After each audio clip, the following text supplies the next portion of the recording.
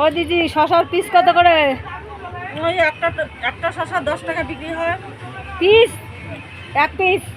এক পিস ধরলে 5 টাকা। কাসন্দ দিয়ে আছে, বিট লবণ আছে, সব দিয়ে। ও ডাব আছে, ডাব একটা 50 টাকা। 50 টাকা দাম? কম হয় না? না, কম না। তাহলে নেবো না। ছোট আছে, নেবেন 40 টাকা। কই? ছোট আছে। ও বস্তা মধ্যে? হুম। বড়ই আছে ডাবগুলো তো।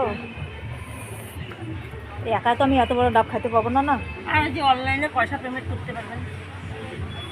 ও সেই ব্যবস্থাও করছেন? বাহ, সামনে ভালো। আরো স্পাইট টিস্পাইট সব রাখা আছে। কতদিন হলো দোকানটা দিছেন? এই যে মেলা যতদিন হলো শুরু হয়েছে ও শেষ পর্যন্ত তো কেমন আছেই। বেচা কেনা হচ্ছে?